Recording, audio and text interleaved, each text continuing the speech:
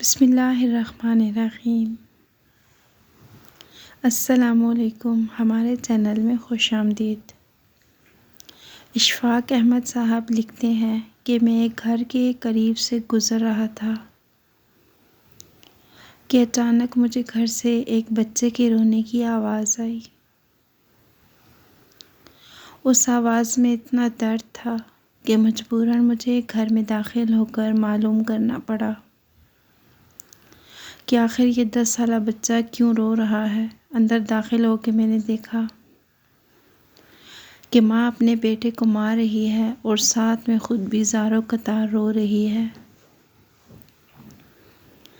میں نے آگے جا کے پوچھا، بہن کیوں اس بچے کو مارتی ہو اور خود بھی روتی ہو؟ اس نے جواب دیا، بھائی بات یہ ہے کہ اس کے والد صاحب اللہ کو پیارے ہو گئے، ہم بہت غریب ہیں۔ میں لوگوں کے گھروں میں مزدوری کرتی ہوں، اس کی پڑھائی کا مشکل سے خرچ اٹھاتی ہوں، اور یہ کمبخت اسکول روزانہ دیر سے جاتا ہے اور روزانہ گھر بھی دیر سے آتا ہے، راستے میں جاتے ہوئے کہیں کھیل کود میں لگ جاتا ہے، جس کی وجہ سے روزانہ اپنے اسکول کی وردی گندی کر لیتا ہے۔ میں نے بچے اور اس کی ماں کو تھوڑا سمجھایا کہ ابھی بچہ ہے، سمجھ جائے گا، یہ کہہ کر میں چل دیا۔ ایک دن صبح صبح سبزی منڈی کچھ سبزی لینے گیا تو اچانک میری نظر اسی 10 سالہ بچے پہ پڑی جو روزانہ گھر سے مار کھاتا تھا۔ کیا دیکھتا ہوں کہ وہ بچہ منڈی میں پھر رہا ہے اور دکاندار اپنی دکانوں کے لیے سبزی خرید کر اپنی بوریوں میں ڈالتے تو ان سے کوئی سبزی زمین پر گر جاتی تو وہ بچہ اسے فوراً اٹھا کر اپنی جھولی میں ڈال دیتا۔ یہ ماجرا دیکھ کر میں پریشانی میں مبتلا ہو گیا کہ یہ بچہ ایسا کیوں کر رہا ہے۔ میں اس بچے کا چھپ کر پیچھا کرنے لگا۔ جب اس کی جھولی سبزی سے بھر گئی تو وہ سڑک کے کنارے بیٹھ کر اونچی اونچی آوازیں لگا کر اسے بیچنے لگا، منہ پر مٹی، گندی وردی اور آنکھوں میں نمی کے ساتھ۔ ایسا دکاندار میں نے زندگی میں پہلی بار دیکھا تھا۔ اچانک ایک آدمی اپنی دکان سے اٹھا جس کی دکان کے سامنے اس بچے نے اپنی ننھی دکان لگائی تھی۔ اس نے ایک زوردار پاؤں مار کر اس ننھی سی دکان کو ایک ہی جھٹکے میں ساری سڑک پر پھیلا دیا اور اس بچے کو بھی دھکا دیا۔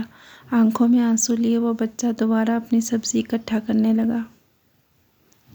تھوڑی دیر کے بعد اپنی سبزی ڈرتے ڈرتے کسی دوسری دکان کے سامنے لگا لی، لیکن اس شخص نے اسے کچھ نہیں کہا۔ بچے کے پاس تھوڑی سی سبزی تھی، جلدی فروخت ہو گئی۔ وہ بچہ اٹھا اور بازار میں ایک کپڑے والی دکان میں داخل ہوا اور دکاندار کو وہ پیسے دے کر دکان میں پڑا اپنا اسکول کا بیگ اٹھایا اور اسکول کی جانب چل دیا۔ میں بھی اس کے پیچھے پیچھے چل رہا تھا۔ جب وہ بچہ اسکول گیا تو تقریباً 1 گھنٹہ دیر ہو چکی تھی، جس پر اس کے استاد نے ڈنڈے سے اسے خوب مارا۔ اشفاق احمد صاحب کہتے ہیں کہ میں نے جلدی سے جا کر استاد کو منع کیا کہ یتیم بچہ ہے، اسے مت مارو۔ استاد کہنے لگا، یہ ہر روز 1 گھنٹہ دیر سے آتا ہے، میں روزانہ اسے سزا دیتا ہوں، کئی بار اس کے گھر بھی اطلاع دے چکا ہوں، بچہ مار کھانے کے باوجود لیٹ آتا ہے۔ بچہ مار کھا کے پڑھنے لگا۔ میں نے اس کے استاد کا موبائل نمبر لیا اور گھر کی طرف چل دیا۔ حسب معمول بچے نے اسکول سے گھر آ کر ماں سے ایک بار پھر مار کھائی۔ ساری رات میرا سر چکراتا رہا۔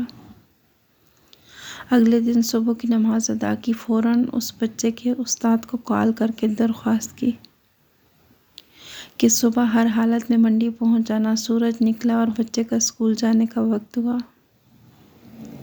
بچہ گھر سے سیدھا منڈی اپنی ننھی دکان کا بندوبست کرنے نکلا۔ میں نے گھر جا کر اس کی والدہ کو کہا، بہن میرے ساتھ چلو، میں تمہیں کچھ دکھانا چاہتا ہوں کہ آپ کا بیٹا اسکول دیر سے کیوں جاتا ہے۔ وہ فوراً میرے ساتھ چل پڑی اور کہنے لگی، آج اس لڑکی کی میرے ہاتھوں خیر نہیں۔ منڈی میں اس لڑکے کا استاد بھی آ چکا تھا۔ ہم تینوں نے منڈی میں 3 مختلف جگہوں پر پوزیشنیں سنبھال لیں اور اس بچے کو چھپ کر دیکھنے لگے۔ حسب معمول آج بھی اسے کافی لوگوں سے جھڑکیں لینی پڑیں اور آخر کار وہ لڑکا اپنی سبزی بیچ کر کپڑے والی دکان کی طرف چل دیا۔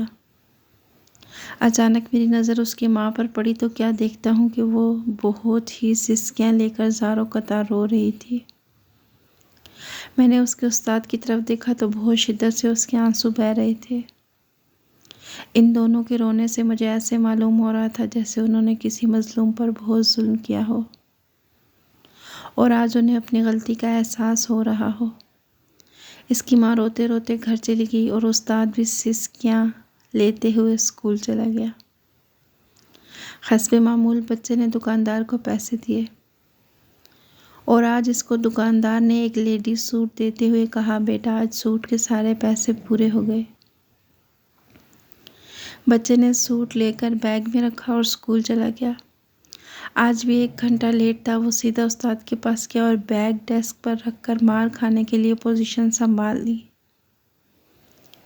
اور ہاتھ آگے بڑھا دیا کہ استاد ڈنڈے سے اسے مارے۔ استاد کرسی سے اٹھا اور فوراً اس بچے کو گلے لگا کر اس قدر زور سے رویا کہ میں بھی اپنے آنسوؤں پر قابو نہ رکھ سکا۔ میں نے اپنے آپ کو سنبھالا اور آگے بڑھ کر استاد کو چپ کروایا اور بچے سے پوچھا، یہ جو بیگ میں سوٹ ہے وہ کس لیے ہے؟ بچے نے جواب دیا کہ میری ماں امیر لوگوں کے گھروں میں مزدوری کرنے جاتی ہے۔ اس کے کپڑے پھٹے ہوئے ہوتے ہیں، اس کے پاس جسم کو مکمل ڈھانپنے والا کوئی سوٹ نہیں، اس لیے میں نے اپنی ماں کے لیے یہ سوٹ خریدا ہے۔ میں نے مزید اس بچے سے پوچھا، کیا یہ سوٹ لے جا کر اپنی ماں کو دو گے؟ بچے نے جواب دیا، نہیں انکل جی، چھٹی کے بعد میں اسے درزی کو سلائی کے لیے دوں گا اور روزانہ تھوڑے تھوڑے پیسے بھی جمع کر کے اسے دوں گا۔ اس بار جب بچہ گھر گیا تو ماں نے اسے گلے سے لگا لیا۔ بچہ حیران ہوا کہ آج ماں نے مجھے نہیں مارا۔ تو ماں نے سارا واقعہ سنایا اور پوچھا کہ بیٹا تم ایسا کیوں کرتے ہو؟ تو بچے نے کہا، ماں آپ کے کپڑے پھٹے ہوئے ہیں، نہ آپ کے کپڑے خریدنے کے لیے میں ایسا کر رہا تھا۔ کچھ دن کے بعد جب درزی کے پیسے پورے ہو گئے تو گھر پہنچتے ہی اس نے بیگ سے سوٹ نکالا۔ ننھے بچے کے ہاتھوں میں سوٹ دیکھ کر ماں کافی دیر تک پھوٹ پھوٹ کر روتی رہی۔ خدا را اپنے ارد گرد غریب، یتیموں اور مسکینوں کا ضرور خیال رکھیں۔ کیا پتہ کسی غریب یا یتیم کو نوازنے سے اللہ پاک آپ کو اتنا نوازے کہ آپ کو کسی چیز کی طلب ہی نہ رہے۔ اشفاق احمد صاحب یہ واقعہ سناتے ہوئے خود بھی بہت روئے اور کہا کہ امیری اور غریبی دونوں ہی اللہ کی آزمائش ہیں۔ اپنے اچھے وقت میں ہمیشہ غریبوں کا سہارا بنیں تاکہ دنیا اور آخرت دونوں سنور جائے۔ اگر آپ بھی اشفاق احمد صاحب کی اس بات سے متفق ہیں تو کمنٹ باکس میں ضرور بتائیے گا۔ مزید ایسی اچھی کہانیاں سننے کے لیے ہمارے چینل کو سبسکرائب کیجیے گا۔ اگلی ویڈیو تک کے لیے اللہ حافظ۔